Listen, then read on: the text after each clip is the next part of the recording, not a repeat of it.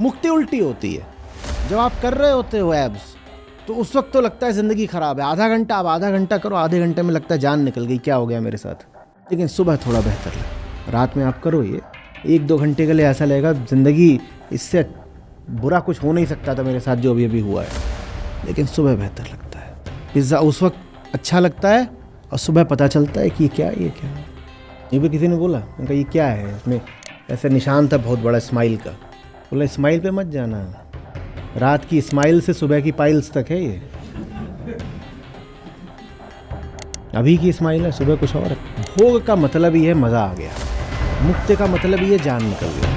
अब इससे और मैं क्या ठेठ भाषा में बोलूं।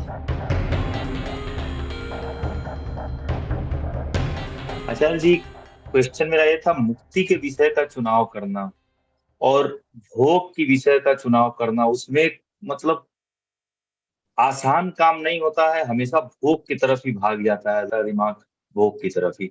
इसमें सामंजस्य कैसे बनाएं और मुक्ति की दिशा में प्रयासरत कैसे रहें, हमेशा वो स्थिति कैसे बनाए रखें? देखिए, मुक्ति की पहचान ये होती है कि वो हमेशा कुछ तोड़ेगी। हम सब अपने अपने ढर्रों में बहुत सुविधा से बैठ जाते हैं। वो जो ढर्रे होते हैं वो मौत के ढर्रे होते हैं, ठीक है। मैं बहुत सूक्ष्म उदाहरण दूंगा तो फंसेगा, तो मैं बहुत स्थूल उदाहरण ही दिए देता हूं। देह का देह का आकार भी एक ढर्रा है, ठीक है। अब मान लीजिए मेरी बाह है या आपकी बाह है, हमारी बाह एक आकार ले चुकी है। अब हमें उस आकार से कोई तकलीफ तो हो नहीं रही है, नहीं हो रही है ना, काम तो चल ही रहा है। भले ही वो जो आकार है वो न तो स्वास्थ्य का सूचक है न सौंदर्य का। आम आदमी की जैसी बाह होती है, ठीक है। पूरा शरीर ही ले लीजिए, जैसा एक आम आदमी का शरीर होता है, आदमी माने सब, स्त्री पुरुष, उसमें से न तो स्वास्थ्य की कोई सूचना आ रही होती है, न उसमें कोई सौंदर्य होता है। लेकिन हमें कोई असुविधा हो रही होती है क्या? तो स्वास्थ्य भी नहीं है उसमें और सौंदर्य भी नहीं है, लेकिन सुविधा तो पूरी रहती है। ये गजब बात है। और यही इंसान की जिंदगी का दुर्भाग्य है कि स्वास्थ्य भी ना हो और सौंदर्य भी ना हो जीवन में, तो भी सुविधा हो सकती है जीवन में। अब लेकिन अगर मुझे अपनी बाह में स्वास्थ्य लाना है और सौंदर्य लाना है तो क्या होता है फिर? बहुत दर्द होता है। मुक्ति की हमेशा निशानी दर्द है। मुक्ति कुछ तोड़ती है, मुक्ति कुछ तोड़ेगी, हमेशा तोड़ेगी। आपका पेट निकल पड़ा है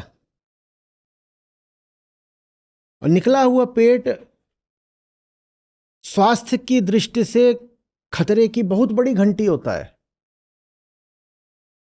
शरीर के किसी भी अंग से ज्यादा पेट की महत्ता होती है ना, सब कुछ तो उसी में घुसा हुआ है। पेट को अंदर करके देखिए कितना मुश्किल काम होता है, मुझसे पूछिए ना, मैं बता रहा हूं कितना मुश्किल है, होता ही नहीं। लगे रहो लगे रहो। बाकी सब आप अपने शरीर के अंग ठीक कर सकते हो, पेट निकल गया उसको वापस अंदर एकदम लाना बड़ा मुश्किल हो जाता है। आपकी बाह कमजोर है, आप महीने 2 महीने में आप करोगे, आपको अंतर पता चलने लगेगा। पेट में बड़ा समय लगता है अगर पेट खराब हो गया तो। अब आप एब्स एब्स समझते हैं ना आप, ये आप इसकी एक्सरसाइज कर रहे हो, देखिएगा दर्द कितना होता है।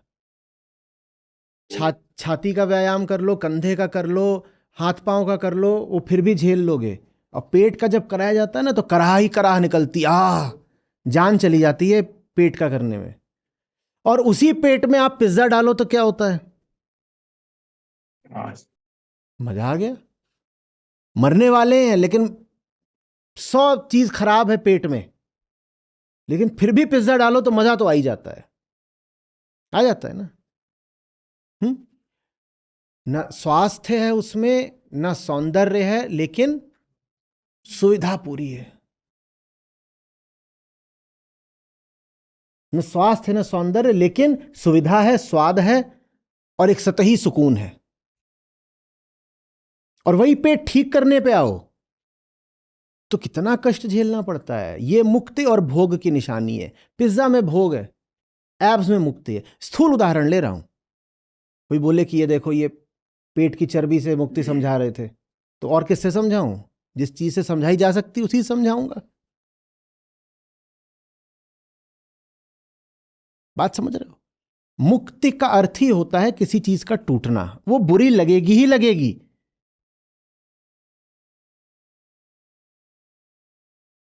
संत कबीर बोलते, हासत खेलत हरि मिले तो कौन दुहागन होए। हंसते खेलते नहीं मिलते। हंस हंस कंत न पाइया, जिन पाइया तिन रोए। तो ये जो आप के आदर्श होते हैं ना, स्माइलिंग, और आपके जितने आदर्श हैं आप उनकी फोटो देखिए कभी भी, वो क्या कर रहे होते हैं हर समय? वो हंस ही रहे होते हैं। किसी भी क्षेत्र से हो, आजकल तो ज़्यादा पैसे के ही क्षेत्र से होते हैं, या तो पैसे या ग्लैमर, इन्हीं दोनों के क्षेत्रों से आदर्श होते हैं, या फिर मनोरंजन से होते हैं कुछ, या फिर कुछ राजनीति से होते हैं। वो सबके सब हंस रहे होते हैं। और हंसना तो तभी हो सकता है जब मुक्ति से उल्टी दिशा में जा रहे हो। मुक्ति की दिशा में कोई आपको हंसता हुआ नहीं दिखाई देगा। वहां तो ऐसा होता है कि दांत भींच करके बस किसी तरह डटे हुए हो कि गिर ना पड़ो।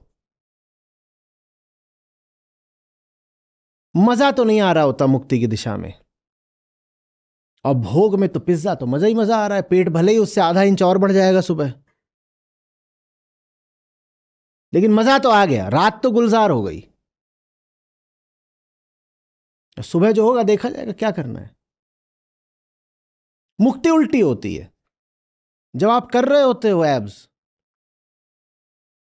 तो उस वक्त तो लगता है जिंदगी खराब है। आधा घंटा, आप आधा घंटा करो, आधे घंटे में लगता है जान निकल गई, क्या हो गया मेरे साथ। लेकिन सुबह थोड़ा बेहतर लगता है। रात में आप करो ये, 1-2 घंटे के लिए ऐसा लगेगा जिंदगी इससे बुरा कुछ हो नहीं सकता था मेरे साथ जो अभी अभी हुआ है। लेकिन सुबह बेहतर लगता है। पिज्जा उस वक्त अच्छा लगता है और सुबह पता चलता है कि ये क्या।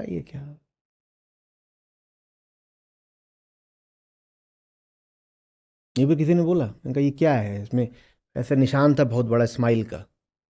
बोला स्माइल पे मत जाना, रात की स्माइल से सुबह की पाइल्स तक है ये। अभी की स्माइल है, सुबह कुछ और है।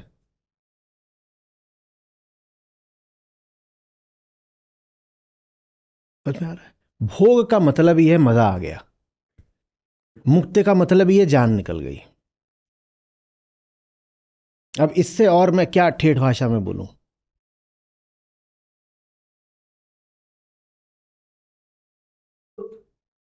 आचार्य जी, समय के साथ ये काम, मुक्ति वाला काम भी आनंद देने लगता है क्या? जैसे एग्जाम्पल देंगे, शुरुआत में जैसे रात में सत्र अटेंड होना शुरू हुआ तो इतना आधा घंटा 1 घंटा बैठना भी बड़ा मुश्किल हो जाता था, सोने का होता था, भाग ही जाता था। लेकिन अब सत्र का इंतजार होता है और नींद आती ही नहीं है सत्र खत्म आपके जाने के बाद। जब ये होने लग जाए तो समझिए कि अब समय आ गया है और ऊंची चुनौती स्वीकार करने का। क्योंकि बिल्कुल ऐसा हो सकता है कि आपने पेट का व्यायाम शुरू करा तो 15-20 दिन तो जान निकली रही, फिर धीरे धीरे शरीर ने अपने आप को उसके अनुकूल बना लिया। तो इसका मतलब यह है कि अब आप अपने ट्रेनर से बोलिए कि साहब, अब मजा आना शुरू हो गया है, तो अब अगले स्तर की दीजिए, अगले दीजिए। तो फिर रुकना कहां पे? रुकना कहीं नहीं है। ऐसा हो जाना है कि बाहर कष्ट झेलने की क्षमता बढ़ती जाए और बढ़ती जाए, कि भीतर आप सुकून में रहो भले ही बाहर कष्ट चल रहा है। यह मुक्ति है। यही तो हो गई ना, बाहर के कष्ट से मुक्ति। तो और कड़ा तुम हमको व्यायाम कराते चलो, तो फर्क क्या पड़ रहा है? दुख तो व्यायाम में पहले भी होता था, दुख अभी भी हो रहा है, क्योंकि पहले आपको हल्के व्यायाम में दुख हो जाता था। जब हल्के व्यायाम में आपको तकलीफ होनी कम हो गई तो आपने क्या बोल दिया? वेट्स बढ़ा दो, रेप्स बढ़ा दो, एक्सरसाइज चेंज कर दो। तो दुख तो आपको अभी भी हो रहा है, बस पहले इतना था कि 10 किलो में हो जाता था, 10 किलो के वजन में, अब आपने वो 40 किलो करवा लिया है। तो दुख तो बराबर का हो रहा है। तो फिर आपने तरक्की क्या करी? तरक्की ये हुई कि पहले 10 किलो में जो दुख होता था वो सिर्फ शरीर में नहीं होता था, वो भीतर भी हो जाता था। अब 40 किलो में जो दुख होता है वो सिर्फ शरीर में होता है, भीतर नहीं होता। ये मुक्ति है। मुक्ति इसमें नहीं है कि पहले 10 किलो में दुख होता था, अब 10 किलो की आदत पड़ गई है तो अब 10 किलो में कोई दुख नहीं होता। ये फंस मत जाइएगा कि पहले रात में जगते थे बहुत तकलीफ होती थी, जगाते थे रात में 2 बजे 4 बजे तक तो बहुत तकलीफ होती थी, अब 2 बजे 4 बजे की आदत पड़ गई है तो इसका मतलब ये है मुक्त हो गए। नहीं, इसमें नहीं मुक्त हो गए। अब और आगे की चुनौती स्वीकारिए। मुक्त तब है जब बाहर चुनौतियों का स्तर बढ़ता रहे और भीतर बढ़ती हुई चुनौतियों के मध्य भी शांति रहे, वो मुक्ति कहलाती है। और मुक्ति की फिर महानता इसी में है कि वो आपको सक्षम कर देती है बाहर बड़ी से बड़ी और बड़ी और बड़ी उत्तरोत्तर बड़ी चुनौती स्वीकार करने के लिए। मुक्त आदमी को कभी आप चुनौती के एक स्तर पे ठहरा हुआ नहीं पाएंगे। वो कहेगा अब अगला, अब अगला, अब अगला, अब और। अंत कहां पर है? अंत कहीं पर नहीं, क्योंकि अंत हो गया। अंत कहां हुआ? अंत भीतर हो गया है। भीतर जो भोग की चाह थी उसका अंत हो चुका है। भीतर जो सुख दुख का ग्राहक था उसका अंत हो चुका है। तो बाहर अब चुनौतियां अनंत है, वो एक से एक बड़ी चुनौती लेता रहता है, लेता रहता है, लेता रहता है। और एक दिन ऐसी चुनौतियां लेते लेते वो आनंदपूर्वक मृत्यु को स्वीकार कर लेता है। मुझे अब नाम नहीं याद आ रहा है। एक समुद्र शास्त्री थे, ऑस्ट्रेलिया के थे शायद, उनकी अभी पिछले कुछ वर्षों में मृत्यु हुई है। हाँ, देखिएगा क्या है। तो पूरा जीवन यही करते रहे वो, यही सब मछलियों के साथ और सब जो समुद्री प्राणी और समुद्र के भीतर जो कोरल रीफ्स और ये सब अपना वो उनका ही अध्ययन करते रहे और काफ़ी खतरनाक सा उन्होंने जीवन जिया था। अंततः उनकी मौत कैसे हुई थी? जो स्टिंगरे मछली होती है, स्टिंगरे, उसकी ऐसे एक सींग सी निकली होती है, अंततः वो उनके छाती में घुस गई सीधे, उनका हार्ट पंक्चर हो गया। उनकी वही करते हुए मृत्यु हुई, वही करते हुए मृत्यु हुई जो उन्होंने जीवन भर करा था, जो उन्हें सबसे ज़्यादा प्रिय था। बोले क्या रुकना क्या है?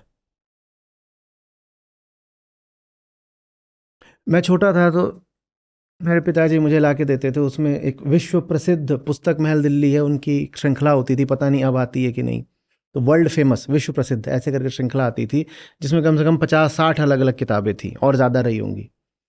तो उसमें विश्व प्रसिद्ध रोमांचक कारनामे, विश्व प्रसिद्ध पर्वतारोही, विश्व प्रसिद्ध ऐसे ऐसे करके रहता था, और विश्व प्रसिद्ध अंतरिक्ष यात्री ऐसे, या विश्व प्रसिद्ध क्रांतिकारी। तो किताबें होती थी सबकी अलग अलग, तो उसमें दुनिया में जो कुछ भी हुआ है उससे आपको पता चल जाता था। तो उसमें मुझे अचंभा भी लगता था और मैं सबसे ज़्यादा आकृष्ट भी होता था, उदाहरण के लिए उन पर्वतारोहियों से जिन्होंने एक चोटी लांघ दी, फिर दूसरी लांघ दी, फिर तीसरी लांघ दी, और अब वो 70 के हो गए हैं, 75 के हो गए हैं, 80 के हो गए हैं, और अब वो कह रहे हैं अभी एक और, अब अगली, अब अगली, और अंततः वो ऊपर ही जाकर के बर्फ में सो गए। क्योंकि किसी न किसी दिन तो अंत आना ही था। हर बार थोड़ी ही होगा कि आप जाओगे और आपका जो आरोहण है वो सफल ही होगा और सफलतापूर्वक आप शिखर को छू करके वापस भी लौट आओगे। कोई ना कोई तो ऐसा होना ही था कि इस बार गएंगे तो अब नहीं लौटेंगे, तो वो अब आखिरी। वैसे ही नाव पर बैठ करके पूरे दुनिया का चक्कर लगाना, अब नाम मुझे किसी का नहीं याद आएगा पर आप लोग गूगल करिएगा, बल्कि आज अपनी एक्टिविटी रखिए। वो यही कर रहे थे। पहले उन्होंने दुनिया का ऐसे चक्कर लगाया, फिर ऐसे लगाया, फिर इस तरीके से लगाया, फिर और अपने लिए चुनौती बढ़ाई और चुनौती बढ़ाई, और चुनौती बढ़ाते बढ़ाते एक दिन वो सागर में ही सो गए, जबकि वो चाहते तो रुक सकते थे। बोले हर तरह का सम्मान मिल गया, सब लोग जान गए, प्रसिद्धि हो गई, रिकॉर्ड बुक में नाम आ गया, सब तो हो गया, रुक जाओ ना। वो रुके नहीं, बोले और करना है। वैसे ही क्रांतिकारी, ये किया, वो किया, ऐसा किया, वैसा किया। फिर कई ऐसे थे जिन्होंने जब अपने देश में आज़ादी पाली तो उन्होंने देखा कि दुनिया के और कौन से देश हैं जो अभी गुलाम हैं, तो वो उन दूसरे देशों में चले गए वहां की क्रांति में सहायता देने के लिए, और उस दूसरे देश में जाके मारे गए। ये बात मुझे अजीब लगे लेकिन बहुत आकर्षक लगे।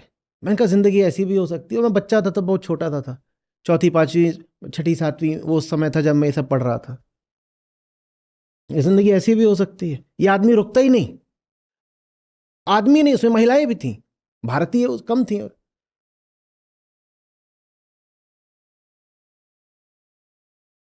तो ये भी तो हो सकता है ना, ये मुक्ति है, मुक्ति है। अब मुक्त व्यक्ति को इसीलिए मैं कहता हूं आप घोर कर्म में रत पाएंगे। उसके पास अब रुकने की कोई वजह नहीं। वही बात जो कृष्ण बोल रहे हैं कि मुझे पाने को कुछ नहीं है, लेकिन फिर भी मैं सदा कर्म में रहता हूं। कुछ नहीं है पाने को, क्या है पाने को? जो पाया जा सकता था वो तो उन लोगों ने पा लिया था। वो आराम से कह सकते थे कि अब क्या करना है, अब आराम से एक उम्र हो गई है, बुढ़ापा गुजारो। जैसे आम आदमी लालायित रहता है कि रिटायरमेंट एट 45, ये जवान लोग सब हैं, इनकी सबसे बड़ी तमन्ना यही रहती है। एक से एक इन्फ्लुएंसर घूम रहे हो, बता रहे इतने करोड़ रुपए इकट्ठा हो जाए तो बस मैं रिटायर हो जाऊंगा। और यहाँ मैं इन लोगों को देख रहा हूँ, कोई 85 साल का है, वो क्या कर रहा है? बोल रहा है अब साइकिल चलानी है और यूरोप का सबसे बड़े पहाड़ पे साइकिल लेके चढ़ जाना। वो 85 का है, जाहिर सी बात है वो लौटेगा नहीं, और नहीं लौटता, वो नहीं लौटता, नहीं लौटा। पर वो अपनी साइकिल लेके चढ़ गया था, बस वो ऊपर ही कहीं जा करके वहीं पर अपना सो गया।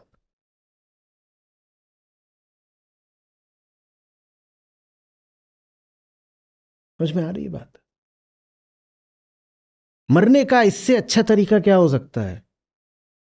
जो ऊंचे से ऊंचा काम है, जिसमें जिस पर दिल आ गया है तुम्हारा, जिसको अपना प्रेम अर्पित कर दिया है,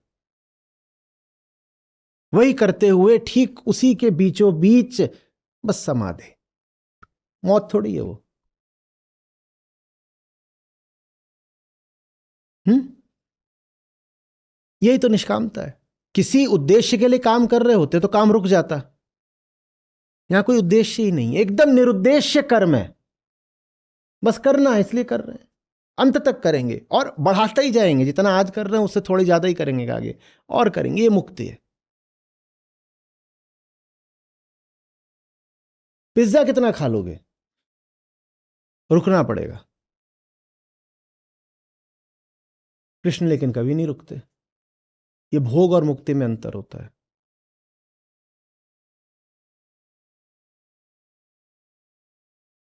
कोई पूछे कुछ टारगेट तो बताइए, क्योंकि टारगेट का मतलब होगा वहां रुकना पड़ेगा भाई। लोग सोचते हैं कि जो मुक्त पुरुष है वो टारगेट इसलिए नहीं डिफाइन करता कि अगर डिफाइन कर देगा तो पाना पड़ेगा। बात बिल्कुल उल्टी है। वो अपना टारगेट इसलिए नहीं डिफाइन करता, वो अपना लक्ष्य इसलिए नहीं परिभाषित करता क्योंकि अगर डिफाइन कर देगा तो रुकना पड़ेगा। वो कहता है, क्यों? कहते हैं कि इतना ही करना है, क्योंकि बोल दिया इतना ही करना है तो फिर उतना ही तो करने को मिलेगा ना। वो कहता है ये तो आनंद वाली चीज है, कैसे बता दें कि टारगेट है? टारगेट क्या? अनंत, अनंत। संसारी जब टारगेट बनाता है तो इसलिए बनाता है कि बस किसी तरह इतना कर लो और रुक जाओ।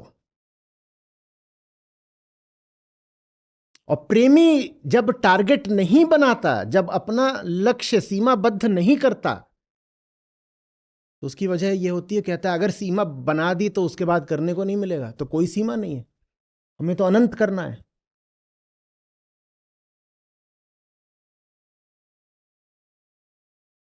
आ रही बात समझ में?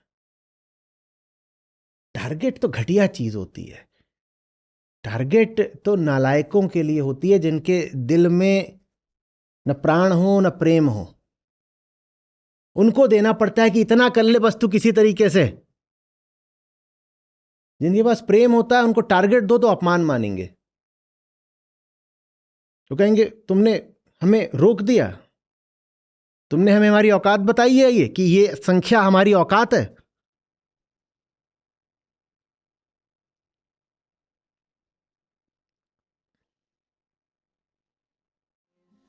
गगन मामा बाजिया पड़े निशाने घाव। गगन मामा बाजिया पड़े निशाने घाव। खेत बुहारे सूरमा मोहे मरण का चाव रे साधो, मोहे मरण का चाव। जिस मरने से जग डरे मेरो मन आनंद। जिस मरने से जग डरे मेरो मन आनंद। कब मरी हो कब भेटी हो पूर्ण परमानंद रे साधो, पूर्ण परमानंद। विरह भुअंगम तन बसे मंत्र न लागे कोई। विरह भुअंगम तन बसे मंत्र न लागे कोई। राम वियोगी ना जिए, जिए तो बौरा होए रे साधो, जिए तो बौरा हो। साधो रेख सिंदूर की काजर किया न जाए।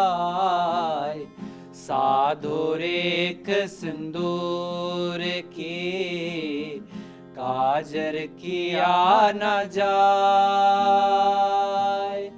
तन मन में प्रीतम बसा दूजा कहाँ समाए रे साधो, दूजा कहाँ समाए।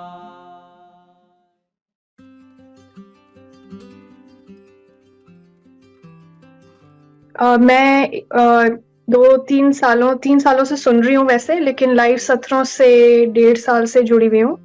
और मैं बस यही बोलना चाहती हूँ सबको कि जो भी यंग लोग हैं जुड़े हुए वो सुनते रहे आचार्य जी को। और जैसे जैसे एज होती रहती है बहुत मुश्किल भी हो जाता है इम्प्लीमेंट करना बहुत सारी टीचिंग्स। मैं जो आचार्य जी ने आज बोला उससे मैं बहुत रिलेट कर पाई कि इतना हमारे दिमाग में कचरा भरता रहता है सोसाइटी से और इधर उधर से, कि जब सच फाइनली सामने आता है, जैसे हमारे जैसे आचार्य जी हमारे सामने आके अब फाइनली सच बता रहे हैं, तो बहुत मुश्किल हो जाता है। बहुत सारी चीजों से एक अंदर से एक विरोधाभास सा उठता है। लेकिन जो उन्होंने आज बोला जो बहुत ज्यादा मेरे को हेल्प किया, उन्होंने कहा कि cohabitation between truth and false is not possible. और क्योंकि मैं बहुत टाइम से सुन रही हूँ, मैंने देखा है कि शुरू में जब मैं सुन रही थी तो मेरी जिंदगी से बहुत सारी चीजें फिल्टर आउट हो गई थी। लेकिन फिर मैंने थोड़ा सुनना बंद कर दिया था आचार्य जी को, क्योंकि मैं वही मतलब सब कुछ साथ में एडजस्ट नहीं हो पा रहा था।